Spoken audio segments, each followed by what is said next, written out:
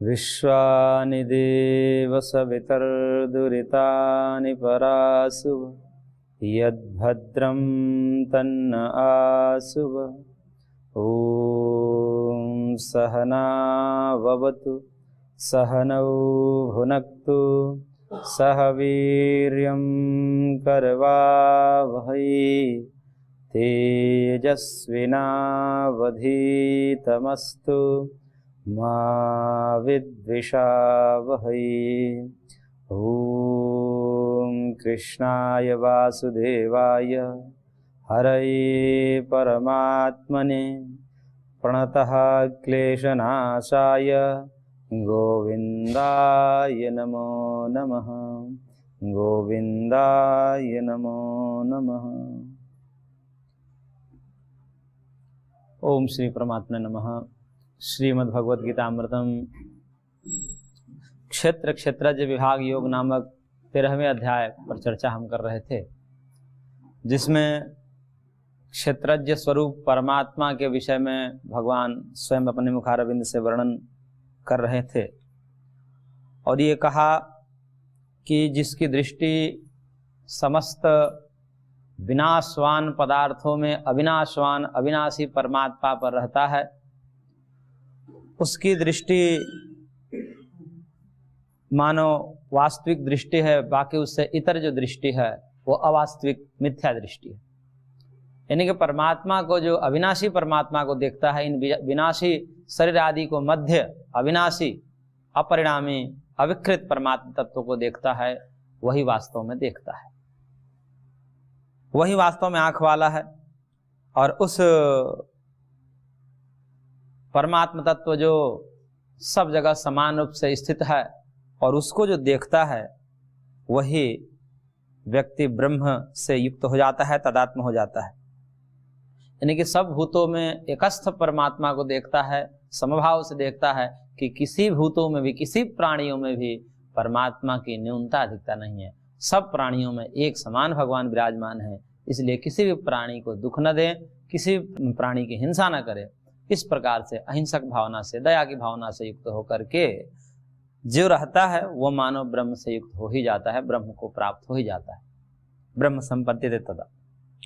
और उस ब्रह्म की विशेषता बताते हुए भगवान ने कहा श्लोक संख्या 31 में कि अनादित्वात् निर्गुणत्वात् परमात्मा अयम् अव्ययः सर्वस्थोपि कौन्तेय न करोति न लिप्यते। वह परमात्मा अनादि है, जिसकी आदि नहीं है, शुरुआत नहीं है, जिसका कोई कारण नहीं है, वो स्वयंभू है, वो अकारण वाले हैं। और केवल इतना ही नहीं, वह निर्गुण है, यानी कि समस्त त्रिगुणों से, माया से परे हैं, माया से अतीत है, मायापति है। वो माया के अधीन में नहीं आते। जीव माया के अधीन में आता है, लेकिन वो मायापति है, त्रिगुण से परे हैं, इसलिए कहा कि निर्गुण है। वह परमात्मा कैसे हैं? अव्यय हैं।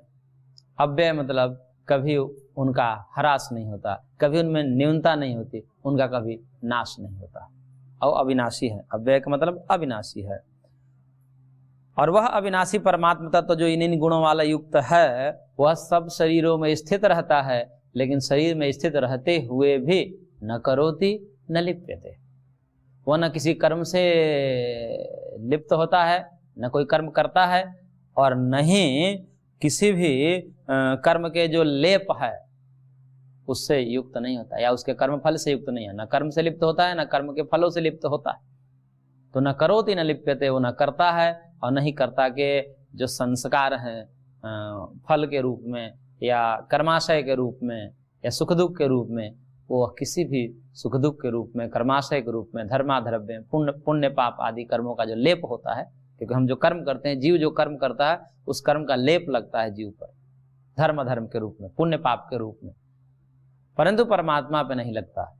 उसी शरीर में परमात्मा है, जीवात्मा भी है, जीवात्मा पर वो लेप लगता है, जीवात्मा प्रभावित होता है, पुण्य पाप से प्रभावित होता है, धर्म से प्रभावित होता है, और उसके सुख दुख भी उसको प्रभावित करते हैं, सुख दुख को वो अनुभव करता है। लेकिन इसी शरीर में विद्यमान परमात्मा है, वो किसी भी, उनको पुण्य पाप से कोई लेप नहीं लगता, और नहीं उसके पुण्य पाप से जो जन्य सुख दुख है फल, उन सुख दुख रूपी फलों से वो प्रभावित नहीं होते। ये कठोपनिषद का ही सारांश है। कठोपनिषद का एक मंत्र है कि सूर्यो यथा सर्वलोकस्य चक्षुः न लिप्यते चाक्षुषैः बाह्य दोषैः एकस्तथा सर्वभूतंतरात्मा न लिप्यते लोक दुखेन बाह्य। कि जैसे सूर्य, क्योंकि जहां जहां भी तेज है, जहां जहां भी रश्मि है, जहां जहां भी प्रकाश है, जहां जहां भी ज्योति है, वह सूर्य का ही अंश माना जाता है। सूर्य अंशी है और उसका अंश जो है, जहां जहां ज्योति है, प्रकाश है, वह उसका ही अंश है। तो चक्षु में भी ज्योति है, चक्षु में भी ज्योति होती है, अथवा चक्षु में ज्योति कोई न भी माने तो भी सूर्य के प्रकाश की सहायता से ये चक्षु देखने में समर्थ होती है। आंखें जो है सूर्य के प्रकाश के संबंध होने पर वह रूप आदि का दर्शन करने में समर्थ होती है। तो जिस प्रकार से समस्त प्राणियों के आंखों से सूर्य का संबंध होते हुए भी चक्षुगत जो विकार हैं, तिमिर आदि रोग होते हैं, रतौंधी इत्यादि रोग हो जाए तो उस तिमिर आदि रोग का प्रभाव संबंधित सूर्य के प्रकाश पर नहीं पड़ता। वह सूर्य का प्रकाश निर्विकार ही रहता है, अविकार ही रहता है, उस पर वह प्रभावित नहीं कर पाते, क्योंकि वो तत्व ही ऐसा है, उसको कोई प्रभावित नहीं कर सकता। तो सूर्य जैसे नित्य शुद्ध पदार्थ है, वह कीचड़ पर पड़े या देवालय पर पड़े, चाहे शमशान पर पड़े, उस सूर्य के प्रकाश में कोई अंतर नहीं हो सकता, वह अपवित्र नहीं हो सकता, वह प्रभावित नहीं हो सकता। इसी प्रकार से शरीरस्थ जो परमात्मा है, सब शरीरों में स्थित हैं, उनमें भी ये जीवों के कर्म का प्रभाव नहीं पड़ता, वो निर्लेप रहते हैं। और उसके लिए एक दृष्टांत दे रहे हैं, तो कह रहे हैं कि यथा सर्वगतम सौक्ष्म्यात् आकाशम नोपलिप्यते सर्वत्रावस्थितो देहे तथात्मा नोपलिप्यते। उसके लिए एक उदाहरण दिए, हमने तो अतिरिक्त उदाहरण सूर्य का दे दिया, परंतु भगवान ने स्वयं उदाहरण दिया और कह रहे हैं कि यथा सर्वगतम आकाशम सौक्ष्म्यात् न उपलिप्यते। जैसे ये सर्वगत आकाश है, सर्वगत इसका मतलब विभु, व्यापक, ये जो सब जगह पहुंचा हुआ आकाश, जो रिक्त स्थान है, हमारे आगे, हमारे पीछे, हमारे दाएं, हमारे बाएं, ऊपर नीचे, हमारे भीतर भी आकाश है, बाहर भी आकाश है। तो ये जो रिक्त स्थान है, अवकाश स्वरूप आकाश, ये सर्वगत है, सब जगह व्याप्त है। जिस प्रकार से यह आकाश सर्व जगह व्याप्त होता हुआ और ये सूक्ष्म है, क्योंकि आकाश के परमाणु नहीं होते, आकाश के परमाणु न होने से यह अत्यंत सूक्ष्म माना जाता है। समस्त भूतों में, पंचभूतों की दृष्टि से विचार करें तो पृथ्वी, जल, तेज, वायु और आकाश, इन पृथ्वी, जल, तेज और वायु की अपेक्षा से भी जो सूक्ष्म है वह आकाश तत्व है। और वह आकाश इतना सूक्ष्म है कि वो पकड़ में नहीं आता है, लेकिन किसी को कहा जाए कि इसका क्या रूप है, इसमें कौन सा रस है, कौन सा गंध है, कोई कुछ नहीं बता पाता, क्योंकि आकाश है लेकिन इसमें न रूप है, न रस है, न गंध है, न स्पर्श है। बस आकाश का एक गुण होता है शब्द। ये जो शब्द है, चाहे ध्वन्यात्मक शब्द हो या वर्णात्मक शब्द हो, जो हम उच्चरित करते हैं वर्णात्मक शब्द होते हैं, जैसे भाषा व्यवहार होता है, और जो ध्वनि, शंख आदि की ध्वनि होती है, वह ध्वन्यात्मक शब्द होते हैं। जितने भी शब्द होते हैं, ये शब्द आकाश के गुण हैं, आकाश में रहते हैं। तो शब्द रूपी गुण के माध्यम से आकाश को जाना जाता है, लेकिन वह आकाश इतना सूक्ष्म है कि वो बुद्धि से पकड़ में नहीं आता। और वह आकाश तत्व निर्लेप होता है, सब जगह रहता है, लेकिन वह किसी के दोषों से, अन्य भूतों के दोषों से वो प्रभावित नहीं होता। जैसे कहते हैं कि आकाश में कोई कीचड़ उछाले तो आकाश गंदा नहीं होता। तो आकाश इतना निर्लेप तत्व है कि सब अच्छे बुरे पदार्थ उसी में हैं, लेकिन उसे गंदा नहीं कर सकते, वह निर्लेप रहता है। तो ऐसे ही परमात्मा भी सर्वगत हैं। इसलिए परमात्मा को समझाने के लिए जो सबसे निकटतम और सबसे सटीक जो उदाहरण मिलता है वह आकाश का मिलता है।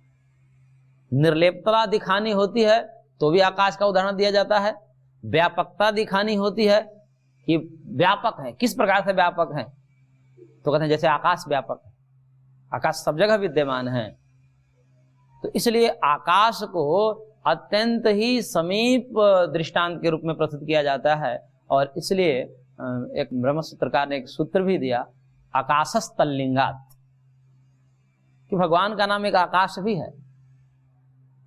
आकाश भगवान का ही नाम, यानी कि आकाश का मतलब ये भूताकाश नहीं, जो भौतिक आकाश जिसको हम ये जड़ होते हैं, ये आकाश जड़ है, लेकिन इस भूताकाश को नहीं। जब आकाश शब्द से परमात्मा को संबोधित किया जाता है तब ये कहा जाता है कि जो आकाशों का भी आकाश है। पृथ्वी, जल, तेज, वायु ये सब कहाँ हैं? तो कहते हैं सब आकाश में है। लेकिन जब कहा जाता है कि आकाश भी कहाँ है, आकाश का भी आधार क्या है, तब कहा जाता है कि आकाश का भी आकाश परमाकाश परमेश्वर ही है। इसलिए कोहि अन्वाद कह प्राण्यादि देश आकाशानंदो न स्यात्, तैत्तिरीय उपनिषद में आकाश शब्द से परमात्मा को संबोधित किया।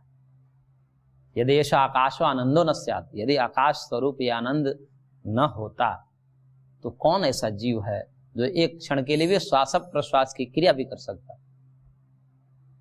नहीं, कोई जी नहीं सकता उस परमात्मा के बिना, ऐसा वहां पर कहा।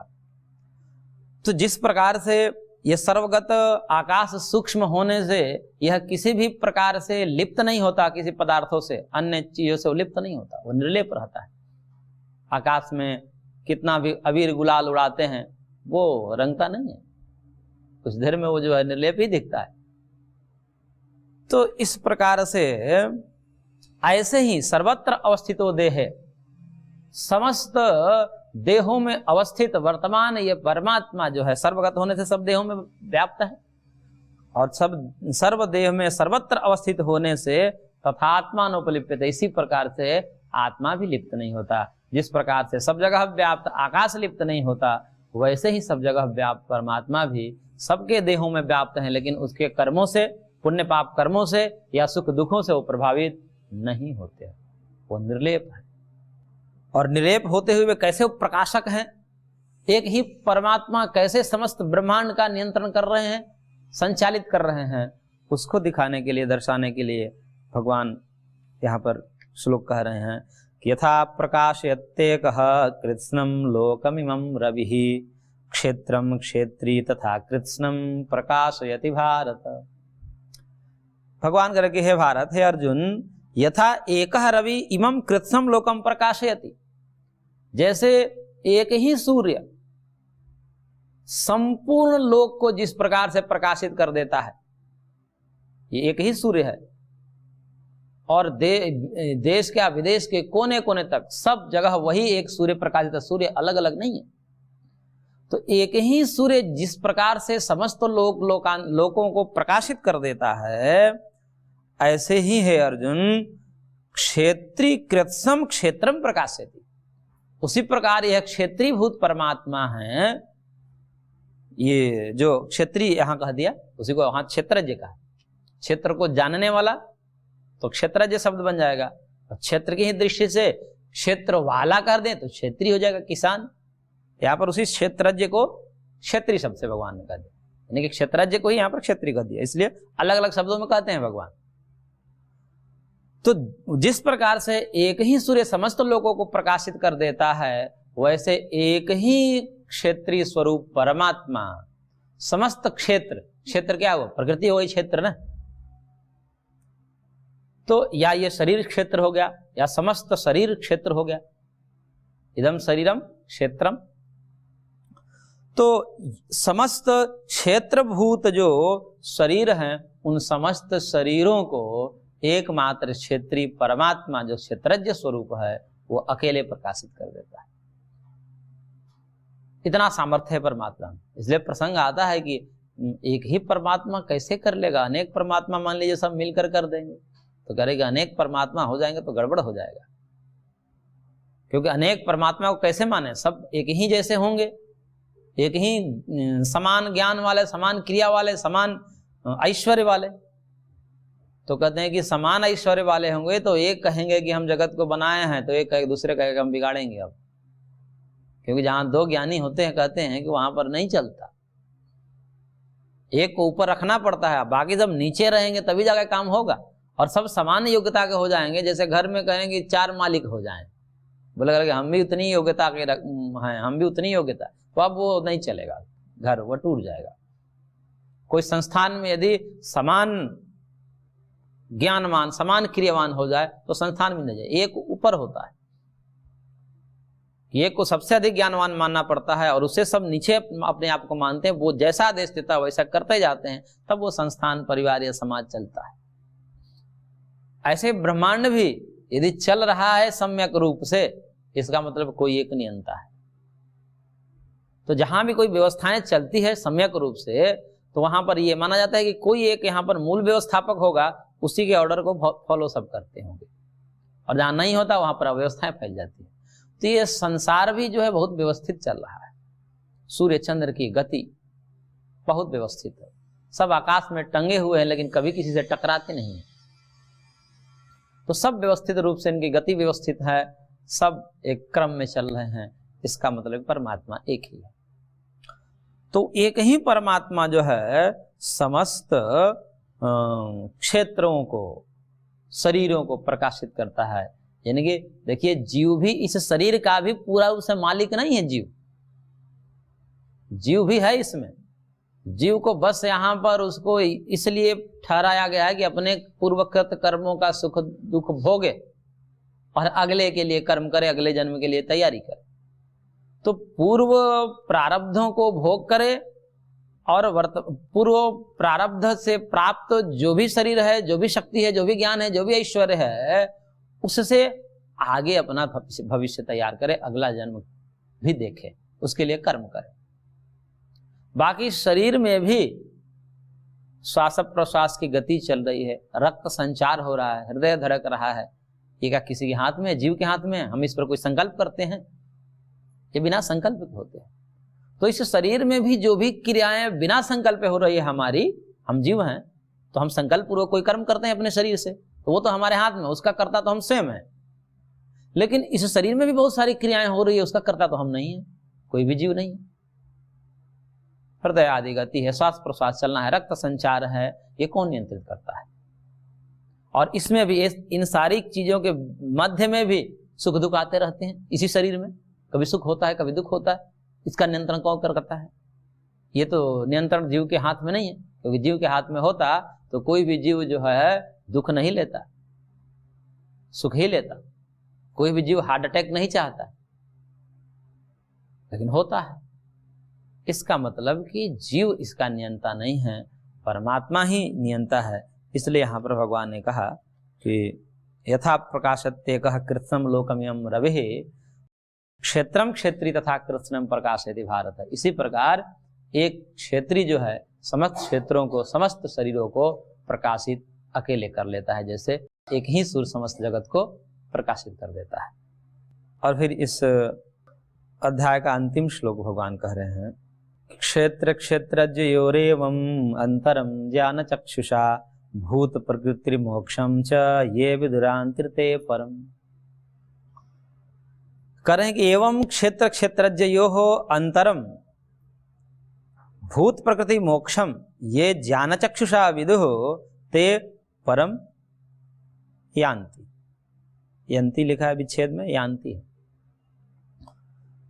तो कह रहे कि इस प्रकार से क्षेत्र और क्षेत्रज्ञ के अंतर को, अंतर मतलब भेद को जो जानता है, और फिर क्या जानता है?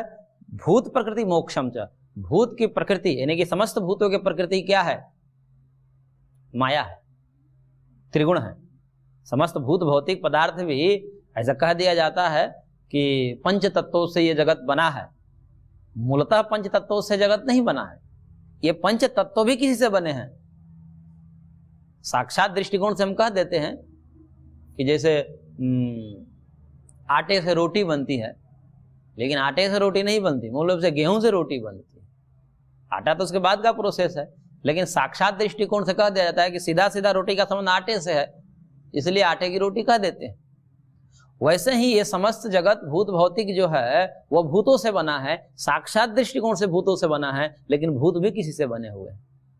भूत भी पंच तन्मात्र से बने हैं, पंच तन्मात्र भी अहंकार से बने हैं, अहंकार भी महतत्व से बने हैं, और महतत्व भी माया से बने, त्रिगुण से बने, प्रकृति से बने।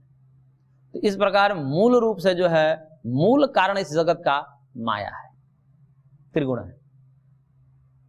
तो इसलिए उस भूतों की प्रकृति कारण और उसका मोक्ष, यानी कि प्रकृति का ही मोक्ष होता है।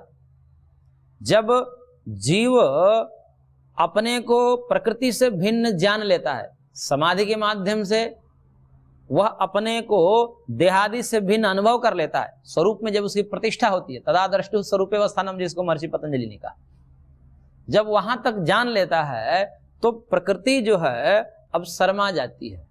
ऐसे उसको दृष्टांत दिया सांख्य कारिका में कि प्रकृति सुकुमारतरम न किंचिद स्थिति में मतिर्भवती। कारिकाकार कहते हैं कि प्रकृति से सुकुमार लज्जाशीला और कोई भी नहीं है, ऐसा शास्त्रकार कहते हैं। क्यों? क्योंकि एक बार जो उस प्रकृति को देख लेता है, कौन? योगी। कैसे देख लेता है? समाधि के माध्यम से, ज्ञान चक्षु से देख लेता है। यहां पर लिखा है ना, ज्ञान चक्षुषा, ज्ञान चक्षुषा ये विदुः। तो ज्ञान चक्षुषा यम विदुः, ज्ञान चक्षुषा ये विदुः।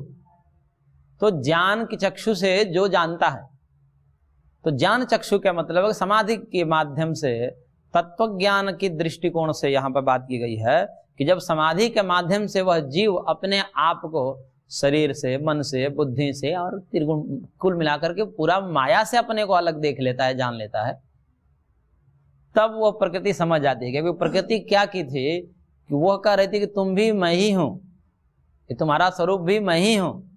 ऐसे माया करा देते हैं। माया जो है पुरुष पर, जो है जीव पर एक आवरण डाल देती है। उसका द्वैत वेदांत में आवरण विक्षेप आदि के माध्यम से समझाते हैं कि जीव पर जो है आवरण डाल देती है। वहां तो ब्रह्म पर आवरण डालते हैं, लेकिन यहाँ पर मैं समझा रहा हूं कि जीव पर आवरण डाल देती है माया। और आवरण जब डाल देती है तो वो जीव अपने स्वरूप को भूल जाता है और समझने लगता है कि मैं देह हूं, इंद्रियां हूं, मन हूं, बुद्धि हूं। इस समय फंस जाता है। और लेकिन जब तत्वज्ञानी व्यक्ति साधना के माध्यम से, योग बल से, वो अपने को समझ लेता है कि नहीं, मैं अलग हूं, माया मेरे से भिन्न है, मैं तत्वतः भिन्न हूं, मेरा इससे कोई लगाव नहीं है, अलग अलग हैं हम। तब जब इस रहस्य को प्रकृति जान जाती है कि इसने तो देख लिया, इसने मेरे को देख लिया, जान गया, अब मेरे स्वरूप को जान गया, तो उसको कहते हैं कि जैसे विगलित सिरोंचला वधु हो, यानी कि जिसके जैसे कोई वधु है, नई वधु है, नई नई आई है, और उसको जो है उसके सर से पल्लू गिर जाए और पर पुरुष देख ले उसी समय, तो क्या करती है? तुरंत सर पर पल्लू करती है और भागती है। कोई पर पुरुष उसे देख ले तो ऐसे कुलीन घर की जो वधु होती है वह तुरंत पल्लू करके और शर्मा जाती है। ऐसे ही कहा कारिकाकार ने कि प्रकृति भी बड़ा शर्माती है। जब योगी देख लेता है ना, तो फिर अब कहते हैं अब तुम्हारे लिए मैं नहीं सामने आऊंगी।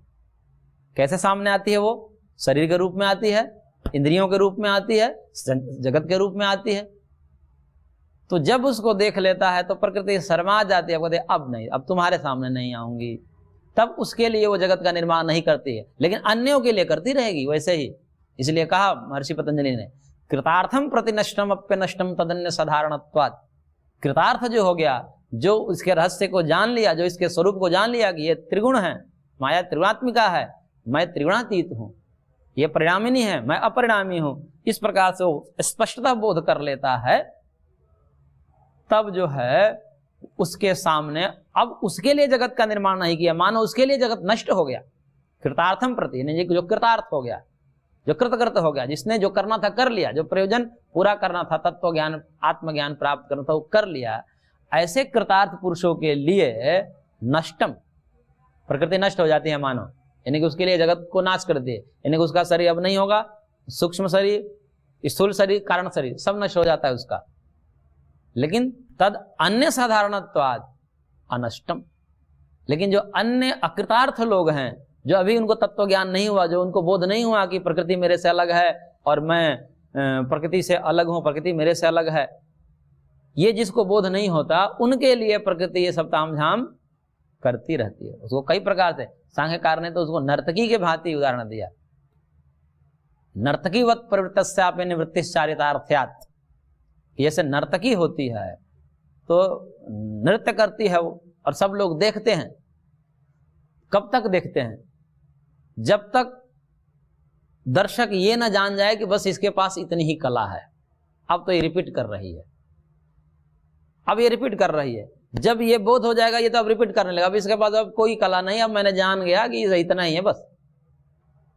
तो अब वह जो व्यक्ति है दर्शक, वो उससे निवृत्त हो जाता है, बोले कि अब रस नहीं आ रहा है, ये तो वही चीज बार बार दिखा रही है। लेकिन अन्य जिनको ये अभी पता नहीं है, वो व्यक्ति वहां बैठे हुए हैं, वो उससे आनंद ले रहे हैं। अब जो ये जान गया उसके स्वरूप को, वो आनंद नहीं लेता है। जैसे उसी नर्तकी के साथ और भी लोग हैं जो काम करने वाले, जो रोज रोज उसके साथ काम करते हैं, जो वाद्य यंत्र बजाते हैं या अन्य जो सहयोगी उसके होते हैं, उनको रस नहीं आता है। उसको पता है कि अब क्या बोलेगी, अब कैसे नाचेगी, क्योंकि रोज वही देखते हैं। तो जो उसके रहस्य को जान जाता है, उसके गुण दोष को जान जाता है, तब वह उसके सामने उसको प्रभावित नहीं कर पाती। वही रहेगा वो व्यक्ति, लेकिन उसको अब रस नहीं आएगा, उसको माया प्रभावित नहीं कर पाती, वो निवृत्त हो जाता है।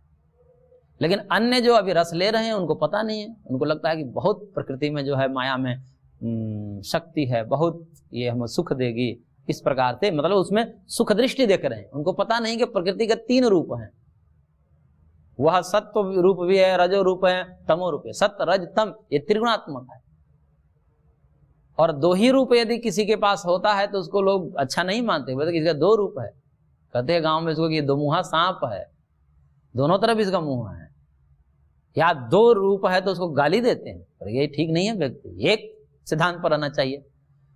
तो 2 स्वभाव हो जाए किसी व्यक्ति को परस्पर विपरीत, तो उसको अच्छा नहीं माना जाता है लोग में। लेकिन प्रकृति जो मूल में 3 रूपों वाली है, सुख दुख मोहात्मक, ऐसा कोई व्यक्ति है जिसको सुख न मिला हो, और ऐसा कोई व्यक्ति है जिसको दुख न मिला हो, और ऐसा कोई व्यक्ति है जो कभी मोहित नहीं हुआ, मुग्ध नहीं हुआ हो। सुख दुख मोह, सुख दुख मोह, ये चलता रहता है। लेकिन हम चाहते क्या है? हम चाहते हैं कि बराबर सुख बना रहे, लेकिन इस जगत में बराबर सुख बना रहे ये हो ही नहीं सकता, क्योंकि इसका मूल जो प्रकृति है वही त्रिगुणात्मिका है।